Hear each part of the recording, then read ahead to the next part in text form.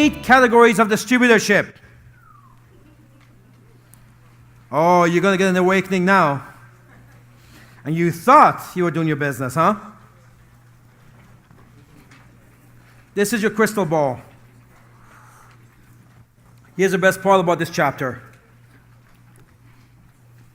People who've been here with me since 2008 every year, because once you come to Forensic, you come back every year. It's just like that. Every year they go through this chapter, and every year they realize, oh, well, I have to make some adjustments. So today, in about 30 minutes, you know exactly where you're going to end up in your MLM Direct Sales career. Is that good? Yes. You don't have to wait 3 more years. You'll find out right now. This chapter it's interesting because I Googled it the other day, and I find that every year when I Google it, there's a whole bunch of new languages of this chapter. Companies are doing it. Other companies are taking liberties on it. There's about 15, 16 other companies are using it right now, translating all these languages. I don't know what language even they are. But by opening, and I'm okay with that because that's my contribution to the industry. Because if the DSA implemented this as the must-go chapter for every company, we would have a much better reputation in the industry. Because people think they're doing it. They're not doing it. In other words, they don't know what they don't know. They think they know, but they don't know. So when they don't get the results that they want, they go blame the company and the industry. So now we have all these complaints of people thinking, well, I tried, it didn't work. No, you didn't try. No, you didn't do it right. So that's what this chapter is so good. So a lot of companies now discovered it. And as long as you keep it as a forensic network, I'm okay with it. So I open up those different languages and different companies using it. They should ask for permission, but that's okay. A few of them do, but the rest don't. But it is a forensic networker, and then they translate it and they share it. And if this can save a portion of the workforce, I'm happy with that. Good for them and good for the industry. And if every company did that, we wouldn't have regulators shutting down 40-year-old companies because of complaints. Because at the end of the day, you get a lot of complaints. The regulators are pressured to take action, whether it's correct or not. So that's how important this chapter is. Because we have unsophisticated workforce, sometimes to make up for the lack of knowledge, they find ways to lure people into the industry who should not be in it to begin with, or if they're coming in, they should be coming in with a better set of knowledge of what this actually is. So I've looked back in my years of 4 different companies. I've built 4 different organizations. 3 of the 4, I was a master distributor. The other one, the very first one, I became what's called an international marketing director, which was a second top level. And I've looked back some of these organizations, over 100,000 people, and I'm always assessing the industry, assessing my team. Why is it that some people hit a financial home run and some don't? And it's not an easy answer to that, because it's easy to write people off and say, well, they're a bunch of lazies and they didn't do anything. That's not true. But I had some good people who worked really, really hard. They just couldn't do it. Now, it's not like they couldn't do it. You don't need a specialized set of skills here. It's just basically you have to pick up some disciplines. And sometimes people find it hard to make those adjustments. If they have a heart, they work hard, they die hard, but they just don't make those adjustments. So I always look at it and assessing. So after, I guess, 26 years of this, about 10 years ago, I categorized the industry, the MLM workforce, into 8 different categories. So it's not, oh, they're a bunch of dogs, or, no. There's actually, people are different. 8 different categories. And some of them are quite funny, actually, quite interesting. And when I go through this, you'll be laughing a bit because, oh, shoot. And later on, we're going to do some group share on this, and you're going to laugh your head off because people realize things about themselves that they didn't know for the past 20 years of doing this industry. So we're going to give you that crystal ball today. And the reason why we're doing this, I want to save the industry. If you're not going to do this, I want you to know you're not doing it. Don't go blaming the industry. It's the greatest industry on the planet. It's the best thing ever happened to human beings. It's the last bastion of the free enterprise. That's right. It's the last bastion of the free enterprise, last chance for the average person to hit a financial home run. Don't blame the vehicle. Blame the driver. Earlier on, I had my St. Lucia group leaders came here in the front row. I love front row people, I'm telling you. In the old days, what we used to say was that front row, remember those days we had tapes, right? They called Memorex, remember those days? And some of the young guys are too young to know what this tape stuff was. But in the old days, there was no CDs, right? It was like these big record things, and then there's tapes, right? So we used to say, front row is live, back row is Memorex. It's a tape. So you want it in the front, you just, you connect differently. And I'm going to bring Vernisha up later on because she's got what a beautiful story she has. And if you could create a beautiful story like that in an island of St. Lucia, 180,000 people, absolutely. And it just, all it does is it tells you that the business duplicates everywhere. If you could do it in St. Lucia, you could do it in Nigeria, you could do it in Australia, you could do it in Canada, in Europe, it duplicates everywhere. So one of the things I want to get rid of in the next 2 days is that something I talk a lot about. People tend to, in my chapter Forensic Mental Warrior, is people always talk about, well, my country's different, my city is different, my culture is different, my family is different, my friends. People are people everywhere. Everybody wants the same thing. It's not your people that are different. You need to adjust. You need to get better. Again, the late Jim Rohn says, don't ask for things to be easier. Ask for you to be better. That's what the Forensic Network is all about. So, because of the lack of knowledge that's going on, I want you to know where you're at. And this, today, will do that. First group that joined companies, because they didn't really get into a profession. The first group that joined companies, I call them the Lauder group. These are the people, it's not really their fault, although obviously they should know better. They were told by the person who introduced them to the industry that, hey, come and invest, get a position, I'll build it for you. So, this happens a lot in the business. So, last almost 3 decades, I hear it all the time. Oh, the person I was talking to, he says, just go and buy a position, you make money. Like, seriously? Do you see what the problem is? When you tell, this is not a selling situation, folks. To sell a package, enrollment package. And then what? You're never going to make money again, and you got somebody really upset. And that model, most important, will duplicate to our organization. Next thing you know, 2 years from now, you're doing another company because everything collapsed. So this is not about a sale. It's a business, a partnership. We built this together. So the Lauder group came in because somebody told them, come, invest, and I'll build it for you. Well, if that's you, if somebody told you that this is why you are in this industry, because somebody told you that, well, I'm here to tell you, enjoy your products. And lucky for you, we have nice products, you can enjoy. There's no extra boxes in the basement that's going to expire. I have to keep remembering we have other people in the room. So I apologize for that. Okay, so enjoy your products, because you're not going to make significant wealth or any success. So first group in our industry, they're rare, but they're there. It's called Lauder Group.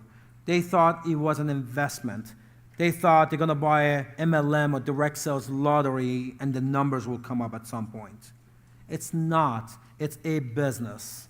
Much like if you invested $2 million in a McDonald's franchise, as good as a franchise as it is, if you don't go open the door the next day, if you don't go to Hamburger University and learn how to flip hamburgers and clean bathrooms, if you don't go to work every day, you just lost $2 million. Does it make sense? Lauder Group, enjoy your products. Second, weekend wanderers. I love these guys because I run into them all the time. They come, they're motivated, they're excited, they go to a tour, and I'm going to make $1 million if it takes me all weekend. It's a process. It's a business. It takes time. Banks know this very well. We've got lots of bankers in the room. Banks, when you go to them in the business, they don't expect you to see profit the first 3 to 5 years. It takes time to make a profit. So to come in because you know 5 people that you think they're going to say yes and they're going to make you rich? And I've seen that. And usually these guys are kind of cute because they come in, it's usually guys, they usually come in and they got the designer suits on, they smell good, look good, all that stuff. They got enough gel in their hair to put, and they come in and they get them motivated, really good salespeople, they're good speakers, they're shiny shoes and all of that stuff, and they start developing a team, and next thing you know, they show up in a meeting with a big tag, smoking guns or something like that. They got a group going, and they look great, and they make a lot of noise, and they make some big checks, and they disappear. And here's what happens with them. These people generally are very good salespeople, and they're good presenters, but they don't believe in trainings very well. They don't believe in that, okay, there's 2 parts to a business. Get them in and keep them in. They forget the second part. They talk about get them in. They think it's a selling situation. It's not. I keep talking about that. We're not in a selling business. We're in a marketing business, relationship business. So this thing's about residual. It's about leverage. It's not about initial sale. I always say, how many of you, I know there were some people that launched the VDM yesterday, but they said they were coming today. So who launched yesterday? Anyone here? Okay, so maybe they couldn't make it. Almost here, right here. Okay, good stuff. So congratulations for that. So here's absolutely. So it was a whole bunch of people yesterday at the tour that launched, and they wanted to do the diamond package, but they couldn't. My mantra is always the same. It's not how you start that matters, it's how you finish. Right? It's not how you start, it's how you finish. So, get them in, keep them in. The weekend wanderers don't believe in the training side, the duplication side. So they get a whole bunch of people in, they make a few big checks, and when they don't see duplication, they move on to the next company. So if that's you, you think you're going to make $1 million if it takes you all weekend, enjoy your products. Here's a problem, though. Here's a problem. By doing that, you're going to hurt a lot of people because they go out, they get a whole bunch of people in, and they move on to the next company, and all these people are now abandoned. This is why the governments move in. The government has a rule, it's in our policy and procedures as well, it's called, every good company has it, it's called supervisory role. What that is, it's not our policy, it's a government policy, is that the government says, as a company, I can't even pay you, regardless of your volume, if you're not supporting the people you brought in. And why they don't do that, why they have that law is because they don't want people to do exactly what I just talked about, where you get them in, you get them to invest, and then abandon them. The governments don't want that. So they're saying, you must, as a company, we will have a mandate to force people to support their people. It's called a supervisory role. Every good company has that. Now, I've only had to enforce that maybe once or twice in our history. We give people enough room, and luckily we don't have that much of a problem with this company. I've seen some disasters with other companies, and here is the reason why. With us, we pay to infinity. So it doesn't matter where they fall within your organization, you're getting paid on it. With the other 3 methods of distribution, which is a breakaway and unilevel system or matrix system, you only get paid, you have a ceiling or cap on how deep you can get paid, 8 levels, 10 levels. None of them pay to infinity. So all of a sudden, if your people fall below that pay line, then people feel like they don't need to support them anymore because I don't get paid on them.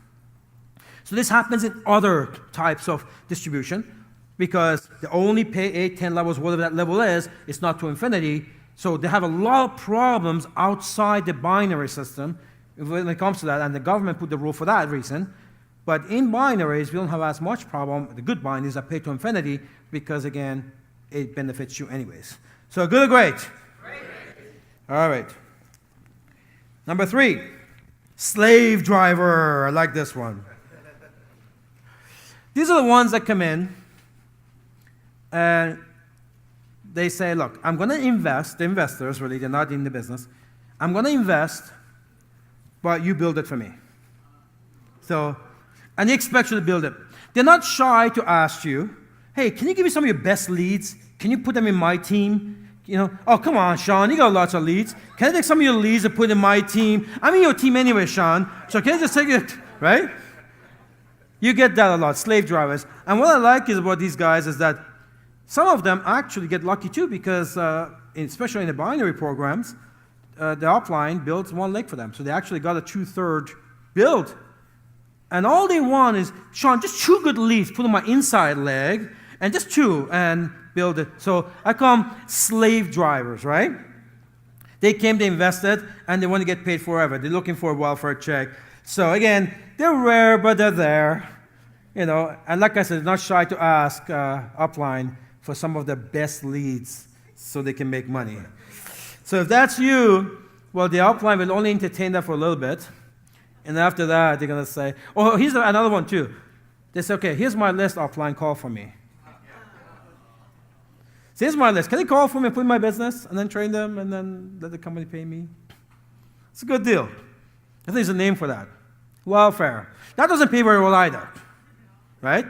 So anyway, slave driver. If that's you, enjoy your products because you're not going to make any money in this business. Good or great? Great. Social group. I love you guys. That's the next one. This is a very large segment of the MLM workforce. Good people, likable people, great team players. They love helping out. They're beautiful. They sit on the front, at the desk, they check people in. They do anything you want. They're the big integral part of an organization because they bring so much organization and effort. And primarily, they're there for the social aspect. Money's secondary. And money's good, but it's secondary. They want to be there because they love being there. And so those folks, again, nice people.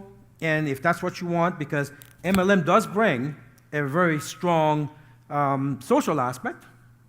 And if that's what you want to do, great. Congratulations, we love you, and you are a great help. I just want to be clear, though, because if your mandate or your target is to make money, that's not going to work. You're going to have to start developing. You have some what I call income-producing activities. I mean, showing up to every event is great. Helping up is great. It's very important for every organization. We have those. But I want to be clear, you're not going to make money. So that's the part we want to be clear at. So if you're part of the social group, we'll love you. You're so important, but you're not going to make money.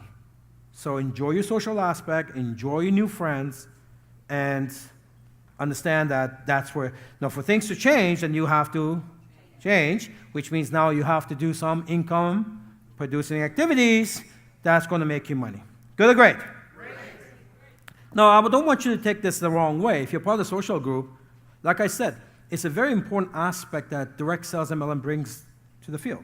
It's an important thing. So that's wonderful. We have people like that in every city I go to. They're wonderful. They're loved. They don't need money is good. Nobody says no to money, but it's secondary. They're there for different reasons. So it's wonderful.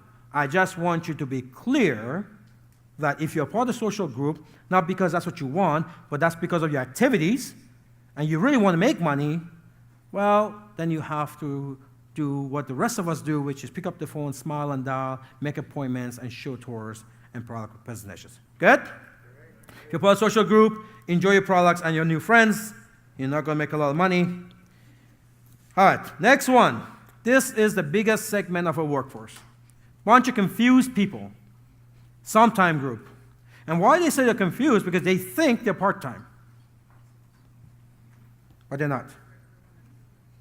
There's a big difference between a sometime and a part-time. But sometimers don't like to call themselves sometimers. They don't even know they're sometimers because they think, hey, I show up to the meeting when I can. I get on the conference call when I can. I talk to my friends when it's convenient. Right? If somebody hits me in the head, hey, I'm ready to present. So I guess I'm part-time. No. Let me ask you something. If you had a part-time job and you just showed up when you could, you got to work when you can, would you have that job? So how you want to assess where you're at is that how you do this business. Ask yourself, if I had a part-time job and I had the same MO, method of operation, would I still have a job? If the answer is no, then you're a sometimer, not a part-timer. Let's just be clear with that, because I want you to know what you are. I don't want you to not know that you don't know. you are a sometime. And when that's clear, then you're going to get sometime money, sometime results, sometime income. Don't go blaming the industry or the company. Understand that's what you put in. Do you think this would help the industry? We had 100 million people involved in our industry. Vast majority of them are sometimers. Do you think that would help our reputation as an industry if they knew they were sometimers? That's why this chapter is so important. Other companies are using it. Because as a company, I would want my people to know where they sit so they don't blame me or the industry. So the sometimers have to understand the difference between them and the next group, part-timers, is that sometimers tend to do their business around their competing commitments. They do it when it's convenient. So anything can come up, and all of a sudden the businesses takes a back seat, and they do it when they can. Part-timers, though, not so, which we're going to get to next. So if you're a sometimer, understand that you are a sometimer, and understand that you're going to get sometime results. And this is basically the vast majority of our workforce, unfortunately. Good? So the difference between them and the next one is that the part-timers have a distinct plan of action, and the sometimers don't. The sometimers socialize the business when they can. They do elevator pitch, talking in the hallway. They don't show the business, they talk about the business. And this is a visual business. So the sometimers, they really need to implement a distinct plan of action in order to get into the game. They're like if this was a soccer game, they're like the subs sitting on the bench, or a hockey game. They'll get involved when somebody gets hurt or somebody gets tired. They're not really in the game. But the next one, part-timers, is when they get in the game. So because sometimers is a vast majority of our workforce, so as leaders, as trainers, our objective is to move as many people from sometime to part-time. And the first step is to tell them that they can identify that they're a sometimer. Once they identify that, then we can lead them to the next. Good or great? Great. All right. The next one, part-time group. The part-time group have it almost right. They have it almost right. They have a distinct plan. They get it, they're committed. They set up a schedule for themselves and they follow it. They do pretty much everything right. But what separates them from the next group is that they refuse to evolve more than where they are now. Remember what Jim Rohn says, you want more, you have to become more, right? So these are the type of people that will come in, they follow the plan, everything else, but they're shy a little bit on putting themselves in front of the room. They're shy themselves to become trainers and coaches. They don't understand the human element of the industry because, remember, in this business, people follow you. I always say, when you launch a VDM, when you start a new business partner, move in with them for 6 months. Not literally, but move in with them. In other words, every single day your interaction, conference calls, text messages, and all sharing messages, because once you build that bond and like and trust, they never leave your team. Doesn't matter how well they're doing, they never leave your team. They don't understand, the part-timers don't quite understand the social element of this, where you got to invite them to your home time to time, go for a coffee shop, spend some time at a restaurant, invest a little money into them, build that like and trust. Most importantly, they do not want to lead by doing trainings, either presentations, to be in front of the room, do presenting, at least do testimonials. Let me tell you something. People are attracted to strength, not weakness. Okay? I want you to know that. But here's the reason why. When you bring prospects, generally, they don't tell you this, but this is what's going on. They're lacking self-confidence. They're not telling you this, but they're lacking self-confidence. and they look at the leader. Can he or she take me to the promised land? Can I follow them? Because they don't think they could do it. Rarely somebody will come in and they have that confidence. Rarely. The masses, they don't. They want the leader to follow. So I told her, I said, what you need to do is start participating in the tours, trainings, outside activities. This was in 2007, 2008, I don't know what year it was, a long time ago. Of course, today we know what you've done. But at the end of the day, I know you're scared. I know you're not a public speaker, and you don't have to be. You don't have to be. But you have to take leadership because your people expect that of you. And when you do that, they get inspired to do the same. And boy, when that happens, duplication happens. And when that duplicates in your organization, you will explode with activity. But if everyone's playing scared, it's tough. It's tough. Remember, the upside to our business is your people will do what you do. The downside to our business is, nice and loud, I want you to say it. The upside,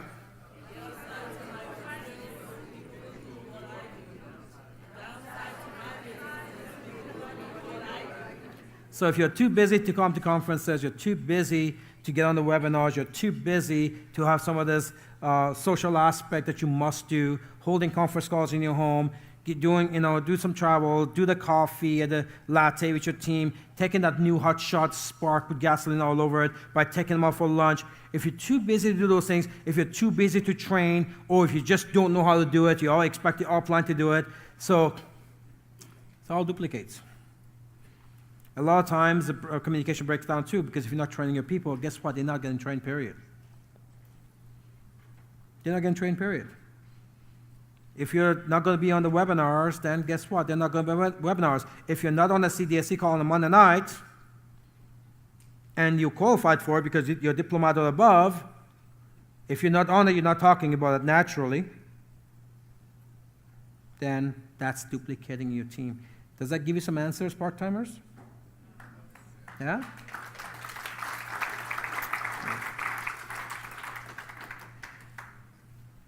The difference between you and the next one is not that much. Now, the first 5 categories, right up to part-time, so the first 5, social group and sometimers and down, they're not going to do anything significant in this industry. So the vast majority of our workforce, they're not going to do much in the industry. Can you see why we have the averages that we have? Is it clear now why the industry's got such a horrible track record? The first 5 categories of the 8, those folks will never see success. Here's the good news. They can all switch over. But the very first thing we need is education, information, clarity, and that's what the 8 categories does, doesn't it? Because you're sitting there right now thinking, oh, I thought I was a part-timer, but really, maybe I'm a sometimer. And I always got at least one person every seminar, at least one person walks up to me in private, and he says, can I talk to you? I said, yeah. He said, I think I'm a slave driver. Hey, at least you recognize it now, right? And when the uplines are happy, oh, thank God. I'm not getting a list anymore. Can I call my people? Can I train my people? Which, by the way, uplines should do. But what I'm saying, though, if you're not doing it yourself, chances are your team will never get that support. That's another message I have for you. The minute you launch yourself or somebody else, instantly put them on the map of your upline, instantly. Because if you get consumed by life, at least you're supported. You're still new, you don't know much, at least you're supported.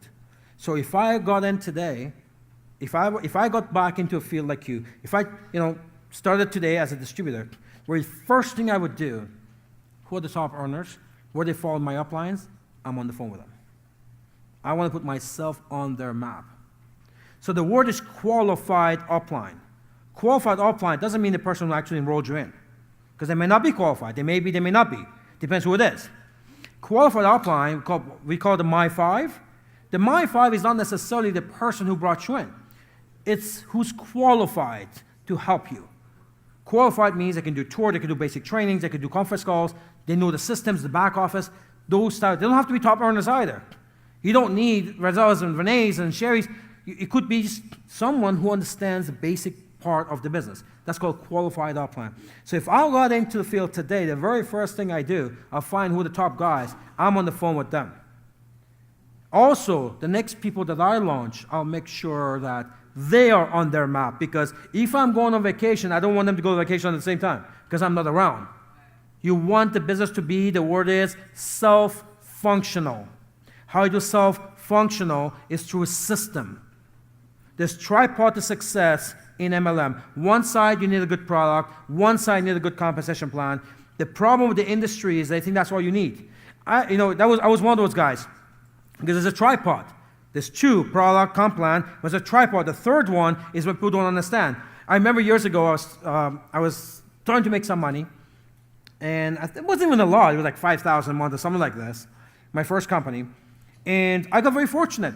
The top earner in the industry, his name was Larry Thompson.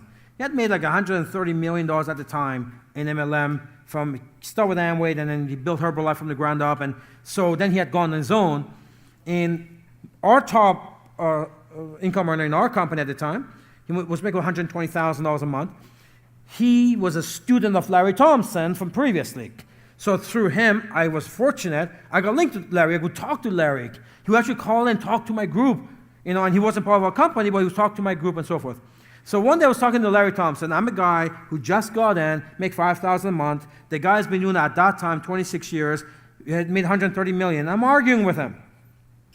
He says, "Oh, Larry, we're going to be this. We got the best product, best juice. We got the best cookies and all this stuff, right?" I'm going on, because I was one of those guys like everyone else to hear, right? And he was being very patient with me. He says, "So you think you have all it takes to hit a home run in this industry?" So yeah, all you need is a good comp plan and good product, and we got both of them. And he said, "Well, let me ask you a question.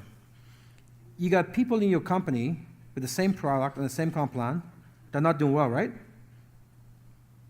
"Yeah. They're not all dogs. Some of them working really hard, and they're not doing well, right?" "Yeah." "What happened?" I had no answer for that, because it's a tripod. It's tripod. The third link is the support system. The third party credibility and knowledge. That's where the third. So that's so important that when you first launch, find out who's in your upline, who are qualified, who are the best, who are the top earners. Get their story, understand it, get some of the DNA in you and pass it on to your team. Make sure that your uplines are in direct contact with your team. The one mistake that I see some emerging leaders, I call it emerging because they're not leaders yet, but emerging leaders do, is that my team, my team, my team, my team, my team. And a lot of it comes from baggage from other companies that they bring into this business. Bad idea. Mistake. Your business cannot be self-functional when you do that. Because the minute if you only support system they have, that the minute you're busy, guess what? They're waiting for you. And that kills momentum. Here's how it should be. Here's an ideal situation where if I call my upline and they're busy, I'm calling the next one. Instantly I know. Okay, so in this case, I'll call Marshall. Marshall's busy, then I call, okay, go back to Maria. She's busy, then, okay, Lure. So I need to have a list of my 5. That if I need something now, I get it now. Not to leave a message, "Hi, Marshall, it's Ramin, I had a question, I have a prospect here, need to talk to you, can you call me back?" But look, you do that, but I need to have a list that I can get the job done now. The person's in front of me. So that's how the My 5 is so important. That's why I created it. But then it comes down to, again, qualified uplines, right? People who can help you. That's not necessarily your enroller. It could be, but it doesn't necessarily mean that. So very, very important that you do that. Okay, so the part-time serious people, the difference between them and part-time is that they understand the human element. They take the time to spend time, coffees, lattes, lunches with their new hot shots. They spend time with the generation 1 and 2, people that personally brought in, people they brought in. They're always available on the phone. They don't have a strict schedule. Well, this is family time here, this is God time here, and this is none of that. You do this because look, when you brought your people in, you didn't tell them, by the way, before they actually launch their VDM, before they actually come into the business, on that day, oh, don't start yet. I want to tell you the days I'm not available. You didn't say that, right? What you did say was, I'm there for you whenever you need me. That's what you said. You didn't say, by the way, I have restrictions. I got my family time here, my Aunt Matilda time here, there's my God time here. It isn't. Listen, don't hide behind your kids and God. Now, your kids are the reason why you do this. And God is the reason why you're here.